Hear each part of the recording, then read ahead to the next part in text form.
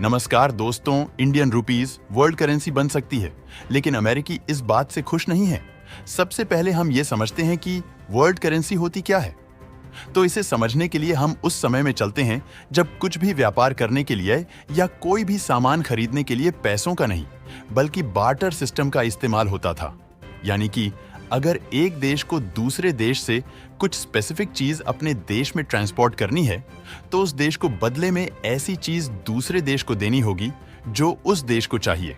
इसे एक एग्जाम्पल से समझते हैं, जैसे चीन भारत से कुछ फ्रोजन रेसिपी यानी कि छोले भटूरे जैसा सामान भारत से खरीदना चाहता है, तो इसे पहले भारत को वो चीज बदले में देनी होगी जो भारत लेना चाहता है।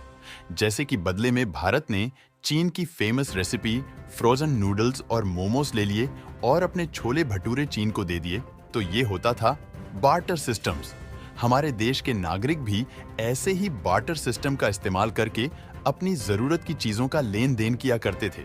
लेकिन इसमें एक समस्या आने लगी, जैसे कि अगर हमारे भारत देश ने खुद भी मोमोज और नूडल्स बनाने शुरू कर दिए, तो अब चीन से व्यापार ट्रेड करने की हमारी जरूरत खत्म हो गई। लेकिन चीन की जरूरत तो अभी भी वही थी। तो अब अगर चीन को हमारे देश से वो व्यापार करना था, तो वो कैसे करेगा? अब जो सामान इंडिया को बदले में चाहिए, वो सामान चीन के पास होनी भी चाहिए, तभी तो चीन इंडिया को बदले में वो चीज दे पाएगा। लेकिन अगर वो चीन के पास नहीं है, तो इसका मतलब व्यापार का लेन देन ठप पड़ गया। तो ये थी प्रॉब्लम बार्टर सिस्टम की, और यही कमी थी बार्टर सिस्टम में। यानी कि हर बार कोई सामान एक्सचेंज करने के लिए हमें एक कोइंसिडेंस की जरूरत पड़ती थी, यानी दोनों पार्टी के पास ऐसा सामान होना चाहिए जिसकी हम दोनों को जरूरत हो। बार्टर सिस्टम की इस समस्या को दूर करने के लिए सभी देशों ने गोल्ड का इस्तेमाल करके सामान लेना और बेचना स्टार्ट कर दिया। अब गोल्ड ही क्यों? क्योंकि गोल्ड काफी कीमती होता है और सोने में कभी जंग नहीं लगता। फॉर एग्जाम्पल, इंसान सोने की मुद्रा को एज अ पेमेंट इस्तेमाल करने लगा, जैसे कि 500 सोने की मुद्रा देकर कुछ तलवार खरीद ली। इस तरह से कोई भी इंसान सोने को एज अ पेमेंट यूज कर सकता था चीजें खरीदने और बेचने के लिए। लेकिन गोल्ड को मनी के तौर पर यूज करने के 3 सबसे बड़े नुकसान थे। नंबर 1, लिमिटेड सप्लाई, यानी हमारी धरती में इतना भी सोना नहीं है कि उसको निकाल के हर एक इंसान को दे दिया जाए। 2, डिविजिबिलिटी, यानी कि अगर एक गोल्ड कॉइन से 100 किलो चावल आते हैं और अगर हमें 50 किलो चावल ही चाहिए, तो हम उस सोने का करेंगे क्या? गोल्ड को डिवाइड करने में प्रॉब्लम थी। इन 2 प्रॉब्लम को सॉल्व करने के लिए सभी देश के राजाओं ने सिल्वर और ब्रॉन्ज के कॉइन बनाना स्टार्ट कर दिया, ताकि हम छोटी वैल्यू की चीजें भी खरीद सके। लेकिन तीसरी प्रॉब्लम को सॉल्व करना मुश्किल था, जो कि है प्योरिटी एंड क्वालिटी की समस्या। यानी किसी दूसरे इंसान के पास जो गोल्ड है वो कितना प्योर है, ये कैसे चेक किया जाए?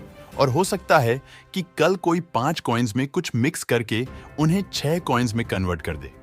इसी समस्या से छुटकारा पाने के लिए गवर्नमेंट ने पेपर के नोट छापना शुरू किया। 1661 में पहली बार स्वीडिश गवर्नमेंट ने पेपर नोट्स को छापा और इससे हमारी तीनों प्रॉब्लम दूर हो गई। एक तो ये कि पेपर नोट बहुत हल्के होते थे, एज कंपेयर टू गोल्ड कोई भी इंसान उन्हें लेकर आसानी से यात्रा कर सकता है। और पेपर नोट्स बनाने के लिए हमें सिर्फ कॉटन और कुछ स्पेशल चीजों की जरूरत थी, जो कि हर जगह अवेलेबल थी। मतलब कि पेपर नोट्स ढेरों मात्रा में बनाए जा सकते थे, ताकि हर कोई उसे यूज कर सके। उस वक्त पेपर की सेम कॉपी बनाना बहुत मुश्किल था, क्योंकि पेपर नोट्स पे अलग अलग सिक्योरिटी फीचर्स और डिजाइन होते थे। अब हम में से कई लोग सोचते होंगे कि ऐसे तो कोई भी देश जितने चाहे उतने पेपर नोट्स छापते, लेकिन नहीं, पेपर नोट्स कोई गवर्नमेंट उतनी मात्रा में ही छाप सकती थी जितना कि उसके पास गोल्ड है बैंक्स में। इसे द गोल्ड स्टैंडर्ड मेथड कहते हैं। इस gold standard method of payment को ग्रेट ब्रिटेन में 1816 में इंट्रोड्यूस किया। सभी देश इसी स्टैंडर्ड को फॉलो करने लग गए, पर इस स्टैंडर्ड के लागू होने के बावजूद जो इंटरनेशनल ट्रेड होता था वो गोल्ड एक्सचेंज करके ही होता था। अब आप पूछेंगे ऐसा क्यों? क्योंकि कोई भी देश दूसरे देश की करेंसी पर ट्रस्ट करने के लिए रेडी नहीं था। अब गोल्ड को एज अ मनी रखने में प्रॉब्लम सामने आई। 1929 में जब दुनिया में सबसे ज्यादा बेरोजगारी थी और मार्केट बुरे तरीके से क्रैश हो गई, इस टाइम सेंट्रल बैंक के पास कोई फ्लेक्सिबिलिटी नहीं थी। मनी पॉलिसीज को चेंज करने के लिए अगर किसी देश के सारे सिटीजन्स को एक साथ ज्यादा सामान खरीदना है, तो वो ऐसा नहीं कर पाएंगे। क्योंकि बैंक के पास उतने नोट्स है ही नहीं। बैंक हमेशा उतने ही नोट्स प्रिंट कर सकता था जितना कि उसके पास गोल्ड था। और वर्ल्ड वॉर 1 और वर्ल्ड वॉर 2 के दौरान कंट्रीज को गोल्ड स्टैंडर्ड से काफी दिक्कत होने लगी, क्योंकि उन्हें ज्यादा से ज्यादा मनी चाहिए थी मिलिट्री को सपोर्ट करने के लिए, लेकिन वो गोल्ड स्टैंडर्ड के कारण ज्यादा मनी प्रिंट नहीं कर पा रहे थे। इसी तरह की सिचुएशन वर्ल्ड वॉर 2 में भी क्रिएट हो गई। इसलिए दुनिया को एक नए सिस्टम की जरूरत थी। ये प्रॉब्लम सॉल्व करने के लिए वर्ल्ड वॉर 2 के बाद 44 एलीट कंट्री के लोगों ने एक साथ एक मीटिंग की। मीटिंग में ब्रिटेन वुडन सिस्टम को अप्रूव किया गया। इस सिस्टम में अमेरिका ने यह कहा कि हमें एक दूसरे की करेंसी पे ट्रस्ट करने की जरूरत नहीं है। सारी कंट्रीज सिर्फ अमेरिका के डॉलर्स पर भरोसा करो, क्योंकि हम आपको $35 के बदले एक आउंस ऑफ गोल्ड दे देंगे। यानी कि आप डॉलर कभी भी हमारे पास ला सकते हो और उसके बदले आपको उतनी ही क्वांटिटी का गोल्ड मिल जाएगा। ब्रेटन वुड्स सिस्टम को जॉन किंग्स एंड हैरी व्हाइटनी ने डिजाइन किया था, जो कि गोल्ड स्टैंडर्ड पर पूरे तरह से बेस्ट था।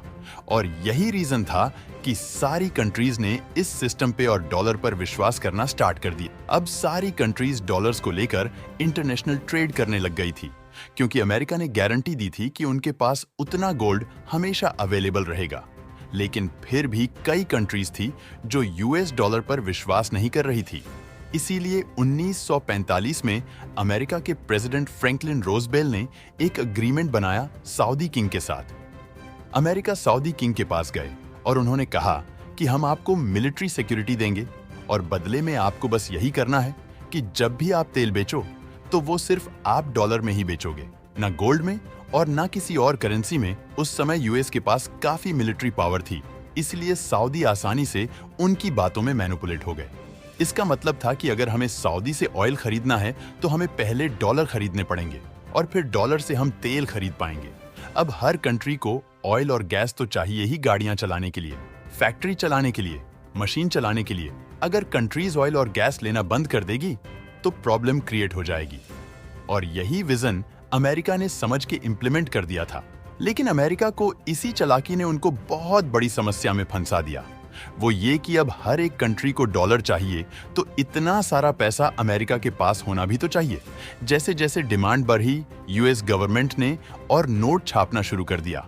लेकिन गोल्ड स्टैंडर्ड की वजह से वो उतने ही नोट छाप सकते थे जितना उनके पास गोल्ड था, क्योंकि अमेरिका ने तो प्रॉमिस किया था कि कभी भी कोई उनके पास अगर $35 लेके आएगा तो वो 1 ऑफ गोल्ड आउंस उन्हें दे देंगे। जब सारे देशों ने यूएस डॉलर में ट्रेड करना शुरू कर दिया, तब एक ऐसा टाइम आया जब यूएस डॉलर और गोल्ड का बैलेंस बिगड़ गया, जब फ्रांस और बाकी कंट्रीज ने बोला कि उन्हें डॉलर एक्सचेंज करना है गोल्ड के साथ, क्योंकि उन्हें लगता है कि अगर अमेरिका के पास गोल्ड होगा ही नहीं तो वो उन्हें गोल्ड देंगे कैसे।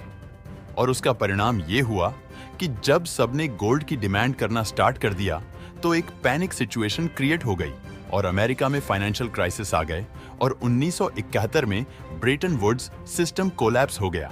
साथ ही साथ अमेरिका के प्रेसिडेंट रिचर्ड निक्सन ने गोल्ड स्टैंडर्ड का रूल भी अपनी कंट्री से हटा दिया ताकि वो जितने चाहें उतने पेपर नोट्स छाप सके।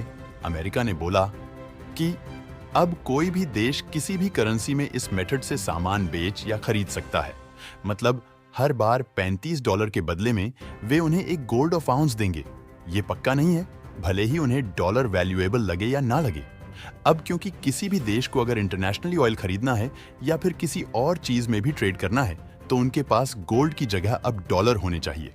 यानी हमेशा हर देश को अपने रिजर्व में डॉलर रखने ही पड़ेंगे। और इसी चीज को हम कहते हैं वर्ल्ड रिजर्व करेंसी। जब सारी कंट्रीज एक ही करेंसी इस्तेमाल करती हैं इंटरनेशनल ट्रेड्स के लिए, अब डॉलर वर्ल्ड रिजर्व करेंसी बन गई, तो अमेरिका ने अपने इस पावर का गलत इस्तेमाल करना शुरू कर दिया। अब आप जरा कल्पना कीजिए कि अमेरिका इंग्लैंड का जिगरी दोस्त है और कल को हमारी लड़ाई इंग्लैंड से हो जाती तो अमेरिका अपने दोस्त इंग्लैंड को फुल सपोर्ट करेगा, डायरेक्टली या फिर इनडायरेक्टली।